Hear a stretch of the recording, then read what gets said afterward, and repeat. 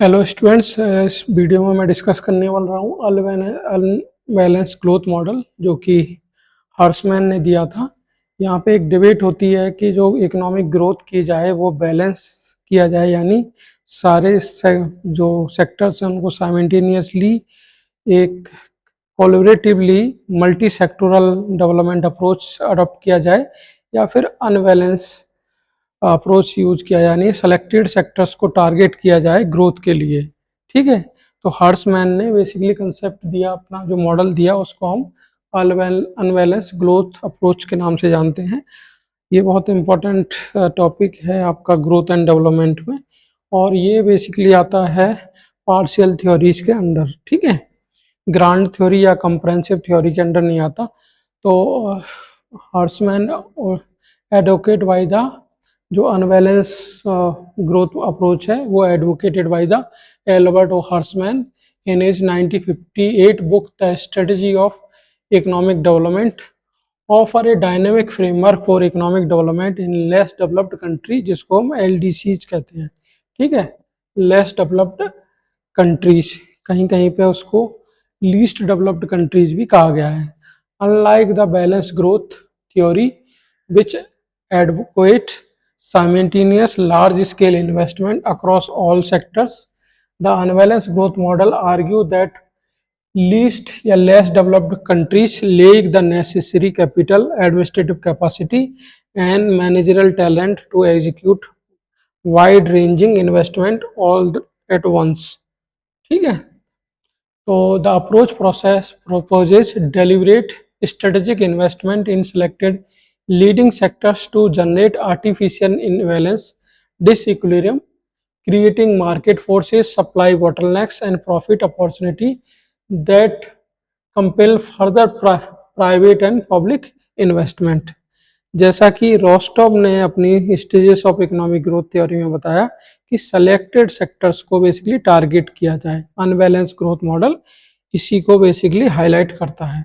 ठीक है, हर्समैन का जो अनबैलेंस ग्रोथ अप्रोच है उसने टारगेट किया और उसने आर्ग्यू किया developing country should deliberately create strategic imbalance by concentrating scarce resources in selected sector with strong linkages effect. ठीक है, इसीलिए इनका जो हर्समैन का जो अनबैलेंस ग्रोथ अप्रोच है इसमें बैकवर्ड और फॉरवर्ड लिंकेजेस की ये बात करते हैं। ठीक है, thereby generating investment opportunity and stimulating development in other sectors. अब ये कुछ अजम्पशंस रखी हर्समैन ने अपने मॉडल को। कोई भी ग्रोथ का मॉडल होगा ऑब्वियस सी बात है उसमें अजम्पशंस तो होंगी। सबसे पहले अजम्पशंस रखा scarcity of resources, developing country face scarcity of capital, skilled labour, entrepreneurship and infrastructure, impossibility of balanced growth. Simultaneous and balanced growth development of all sectors is not possible due to resource constraint. Third में रखा strategic importance of certain sectors. ये few key or strategic sectors have strong linkages effect and can stimulate growth in other sectors. ठीक है, imbalance deliberate and useful, क्योंकि unbalance या imbalance growth model है इसीलिए imbalance is deliberate and useful. फिर कह रहा है लिंकेजेस इफेक्ट्स एंड स्ट्रॉन्ग। ठीक है, लिंकेज इफेक्ट्स आर स्ट्रॉन्ग हैं, backward and forward linkages between industries are strong enough to trigger further investment. Sixth इसने रखा कि bottlenecks can be overcome, bottlenecks created by imbalance are temporary and will be removed through induced investment, यानी high investment से bottlenecks को भी हटाया जा सकता है। Entrepreneur will respond to inducement. Entrepreneurs are rational and will respond to the opportunity created by imbalance and expected profit. Then eighth assumption है role of government is important. Government must identify the strategic sectors and invest in them and ensure a favorable environment for the growth, यानी institutional factor बहुत important है। Then limited but efficient planning है, और cumulative growth will occur, यानी cumulative यानी high growth will be occur. Initial investment in key sector set of a cumulative process of growth and development in the whole economy. अगर इसको yeast कहेंगे, अगर yeast अगर imbalance growth model का कहेंगे तो unbalance growth approach assume that under the condition of scarcity strategic imbalance can act as a powerful engine of economic development, यानी economic development किया जा सकता है। मेन आइडिया क्या है हर्समैन का under the unbalance growth approach? Horseman believed that developing economy face shortage of capital, skilled labor, entrepreneurship, and infrastructure. Therefore, attempting balanced development across all the sectors may be unrealistic, as suggested by Ragnar Knox. ठीक है? Instead, development in selected sector create imbalance create investment opportunity, which further create investment opportunity, then it increase the economic development. The imbalance itself become a stimulus for development. Why unbalanced, not balanced? Horseman argued that suppose a government invest heavily in electricity generation, more electricity becomes available, industry begin demanding better roads and transport, increase industrial activity create demand for banking and finance, rising production create demand for skilled labor and education, greater economic activity increase the demand for communication and other infrastructure. Thus, development spread from the initially promoted sector to other sectors. यानी government ने बस खाली electricity generation में invest किया, उससे एक chain of reaction start हो गई। तो हर्समैन ने दो टाइप की लिंकेजेस की या टू टाइप्स ऑफ लिंकेजेस को डिस्कस किया, फॉरवर्ड लिंकेजेस और बैकवर्ड लिंकेजेस। ठीक है, बैकवर्ड लिंकेजेस क्या है? Investment in one industry create demand for inputs and raw material for other industry. तो इससे क्या होगा? इन्वेस्टमेंट इन ऑटोमोबाइल इंडस्ट्री, अगर ऑटोमोबाइल इंडस्ट्री में इन्वेस्ट किया उससे क्या होगा? Demand for steel, tyre, glass, battery, electronics ये भी बढ़ेगी और उससे ग्रोथ ऑफ सपोर्टिंग इंडस्ट्री भी बढ़ेगी। ठीक है, इसको हम कह रहे हैं this is called nothing but A backward linkages. ठीक है, अब फॉरवर्ड लिंकेजेस क्या है? The output of one industry become a input for other industry. ठीक है, एक इंडस्ट्री का आउटपुट दूसरे के लिए इनपुट बन जाएगा। डेवलपमेंट ऑफ स्टील इंडस्ट्री, उससे क्या होगा कि मोर स्टील अवेलेबल होगी और फिर उससे क्या होगा? Growth of automobile, construction and machinery sectors होगा और इसी को हम कह रहे हैं फॉरवर्ड लिंकेजेस। ठीक है, थियोरेटिकल फ्रेमवर्क क्या है, मतलब थ्योरी क्या है behind this Hirschman model which is based on the imbalance growth approach या डिस्क्विलिब्रियम और suggested through forward linkages and backward linkages. ठीक है, तो पहला कह रहा है disequilibrium as a engine of growth, यानी हर्समैन ये बिलीव करता है कि डिस्क्विलिब्रियम जो है वो इंजन ऑफ ग्रोथ होगा। Economic progress is seen as a chain of disequilibria that must be kept alive rather than balance at a static equilibrium. Induced decision making, unbalancing the economic create deliberate shortage or cost advantage, forcing decision makers, entrepreneurs and government to act in response to market signals or resource realism. It explicitly account for the acute scarcity, capital and decision making capability typical in the less developed countries. अब यहाँ पे देखिए primary investment पथ क्या है। इसमें दो basically इन्होंने रखा कि आप किस तरह से जो इन्वेस्टमेंट भी करेंगे, यानी गवर्नमेंट इन्वेस्टमेंट करेगा तो किस तरह के सेक्टर्स को चूज करेगा। तो इसके लिए दो पथ यूज किया उन्होंने, या सेक्टर सोशल ओवरहेड कैपिटल और डायरेक्टली प्रोडक्टिव एक्टिविटी, जिसको डीपीए। सोशल हेड क्या है? Basic economic and social infrastructure, जैसे आपको road, power grid, sanitation, ports इसमें करना है।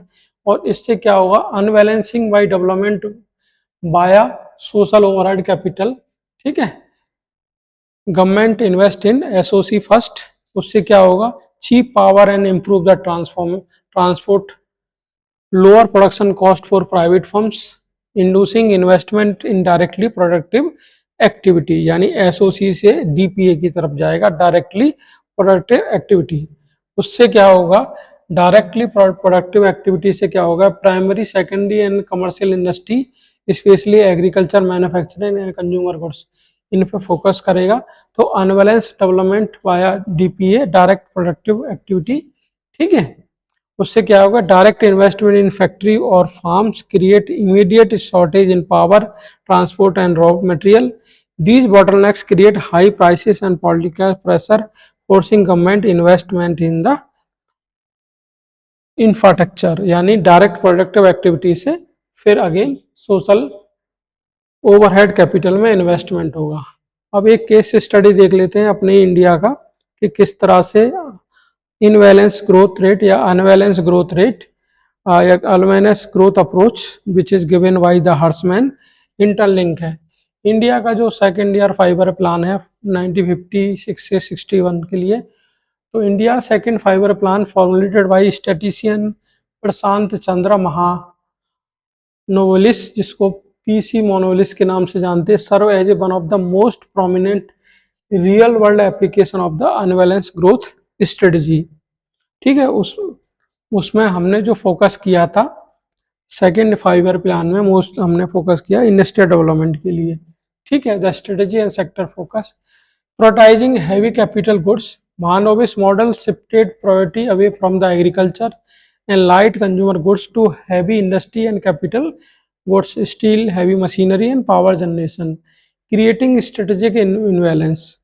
उससे इनबैलेंस क्रिएट किया गया. The government deliberately poured the majority of public resources into key upstream industries, assuming that building a domestic capital goods base would eventually induce growth in downstream consumer industries.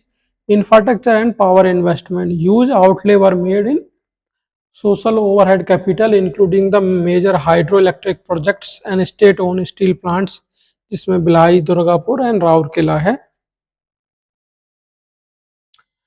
इसका outcome क्या हुआ और results क्या निकल के आए. Industry infrastructure base establish A solid domestic industrial and technological foundation that makes India self reliant in heavy manufacturing, power generation and transportation. Agriculture bottlenecks and food shortage. Because resources were diverted to heavy industry, agriculture was relatively neglected. This led to severe food grain shortage in 1960s, forcing India to rely on foreign food assistance such as USPL 480 until the Green Revolution. Inflation and foreign exchange crisis. Massive imports of machinery combined with food shortage triggered high inflation and severe foreign exchange depletion, illustrating the risk of unbalancing an economic too aggressively. ये भी इसका क्या हुआ, basically आप देखोगे कि agriculture bottleneck and shortage हुआ. ठीक, अब इंडस्ट्री तो डेवलप हो गया, इंडस्ट्री में आपने बहुत ज़्यादा इन कर दिया, लेकिन उसके जो लिंकेजेस आए उसमें आप देखेंगे कि because resources were diverted to heavily industry, agriculture was relatively neglected. This led to a severe food grain shortage और फर्दर उससे फूड क्राइसिस हुआ. इन्फ्लेशन में भी बहुत सारी प्रॉब्लम्स आई. ठीक है, अब इसके एडवांटेजेस क्या हैं. Make better use of scarce resources. ठीक है, as per the unbalance growth approach. encourage investment through linkage efforts. Recognize that developing economy face bottlenecks. Encourage entrepreneurship and innovation. Can generate cumulative economic growth. Avoids the unrealistic requirement of simultaneous development of every sector. Obvious सी बात है, कोई भी model है तो उसकी criticism है. तो उसकी पहली क्रिटिसिज्म था excessive इन्वेलवेंस may create inflation and shortage, which we have already seen in second 5 year plan. Bottlenecks can become severe if a complementary sector does not respond. Government may select the wrong strategic sector. Regional income inequality may be increased. Linkage may be weak in some developing economy and require strong institutional and effective economic planning. इसके बाद आता है balance growth strategy. Balance growth strategy के जो prominent followers थे वो था आपका Rodan, Wagner, Nurkse and Arthur Lewis. They propose that developing country must execute a simultaneous large scale investment across a wide range of complementary industries spanning agriculture, consumer goods and capital infrastructure to overcome economic stagnation. Rather than relying on isolated sector growth, the model stresses that simultaneous expansion create mutual demand, expanding market size and breaking the structural trap of underdevelopment.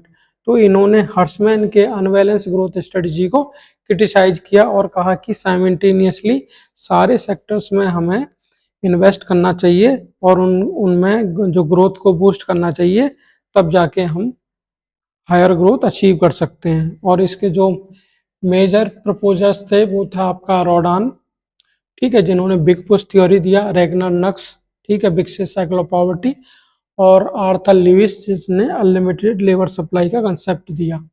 तो theoretical concept क्या है? विकसित cycle of poverty जो Nurkse ने दिया, developing nations are trapped in a self reinforcing loop where low income leads to a low saving, causing a low investment, low productivity, and back to a low income. On the other side, a small domestic market discourages capital investment, keeping productivity low. रॉडान ने क्या कहा? A small piecemeal investment will fail due to high fixed cost and limited demand. Just an airplane need to reach a critical speed before it take off. An economy require a massive coordinated push of capital across many sectors at once to achieve self-sustaining growth. उसके बाद complementary of demand. No single factory can survive in isolation because its workers cannot consume all of its outputs. However, if 100 different factories open simultaneously, the wages paid to workers in industry A become the demand for goods product produced by the industry B, C, D, expanding the aggregate market for everyone. Component of strategy, balance growth strategy के कंपोनेंट क्या है?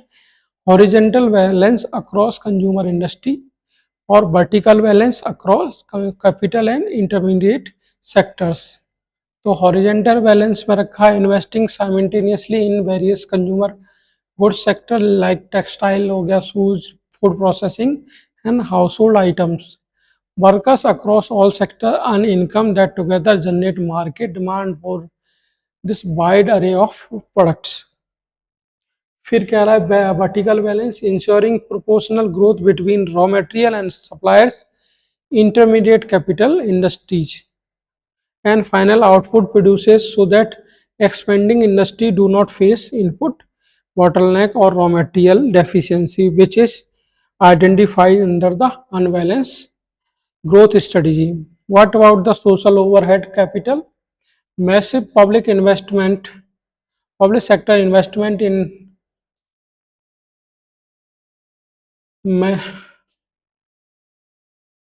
massive public sector investment in foundational infrastructure like power grids, road, port, health, and education are required prior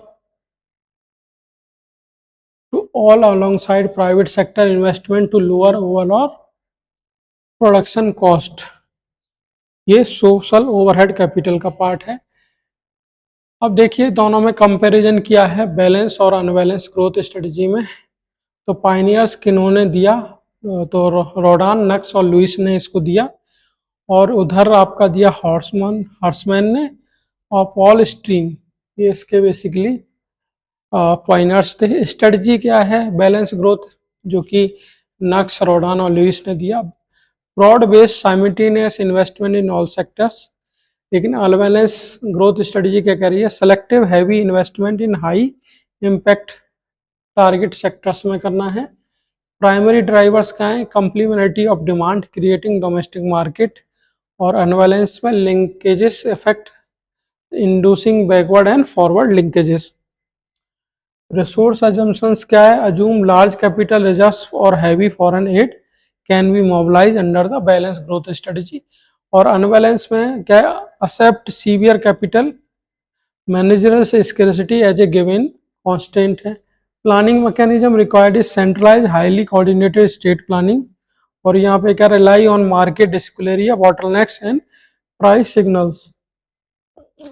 अब balance growth strategy को भी criticise किया गया, जैसे कि अनबैलेंस ग्रोथ स्ट्रेटजी को क्रिटिसाइज किया। अनरियलिस्टिक रिसोर्स डिमांड, तो एक इस पे क्रिटिसाइज किया बैलेंस ग्रोथ स्ट्रेटजी को। दूसरा, इग्नोर फॉरेन ट्रेड, इसको भी इसके बेसिस पे, और risk of waste and inefficiency. तो अनरियलिस्टिक रिसोर्स डिमांड में क्या था, primary critic notably by Hirschman is that if a developing country possesses the massive capital, skilled labor, managerial talent, and administrative capacity required for big push, it would hardly be an underdeveloped nation in the first place. तो जो कोलरेटिव या simultaneously जो growth strategy all sector में apply होनी चाहिए, जो कि रोडान ने अपने बिग पुश मॉडल में कहा था, वो प्रैक्टिकली पॉसिबल नहीं है। उसको अनबैलेंस ग्रोथ अप्रोच के थ्रू हर्समैन ने क्रिटिसाइज किया। इग्नोर फॉरेन ट्रेड, बैलेंस जो ग्रोथ अप्रोच है वो फॉरेन ट्रेड को भी इग्नोर करता है। Classical model assumes a relatively close economy in an open economy. A country does not need domestic demand for every product, it can be specialise in sector with comparative advantage and export the surplus. Risk of waste and inefficiency. Massive centralized planning across dozens of industry simultaneously can lead to a bureaucratization, supply chain misalignment and capital waste. तो ये भी एक situation हो सकती है जिसके basis पे balance growth strategy को बेसिकली क्रिटिसाइज किया। तो अनबैलेंस ग्रोथ स्ट्रेटजी जिसमें क्या है कि टारगेटेड सेक्टर में आपको थ्रू गवर्नमेंट के इन्वेस्ट करना है, और फिर उससे क्या होगा, फॉरवर्ड और बैकवर्ड लिंकेजेस होंगी, ठीक है, और आगे चल के ग्रोथ होगी, ठीक। और बैलेंस अप्रोच जो कि नक्स, रोडान और लुइस, इन तीनों ने मिलके या उसी मोरलेस उसी पे काम किया। उन्होंने कहा कि साइमल्टेनियसली स्ट्रेटेजिकली अगर हम इन्वेस्टमेंट करते हैं सारे सेक्टर्स में, तो हम क्या होगा, हायर इकोनॉमिक ग्रोथ को अचीव कर सकते हैं। तो these are the basic differences और advantage of disadvantage of balance और unbalance growth strategy in the paper of economics of growth and development. तो इसमें हमने डिस्कस किया है कि अनबैलेंस ऑफ बैलेंस ग्रोथ, तो इनमें क्या बेसिकली डिफरेंसेस हैं, किसने दिया, अनबैलेंस ग्रोथ स्ट्रेटजी हर्समैन ने दिया, और बैलेंस ग्रोथ स्ट्रेटजी को रैगनारस, रोडान ने और लुइस ने दिया, ठीक है। Thank you. हो सकता है आगे चल के और डिटेल में इसको डिस्कस करेंगे।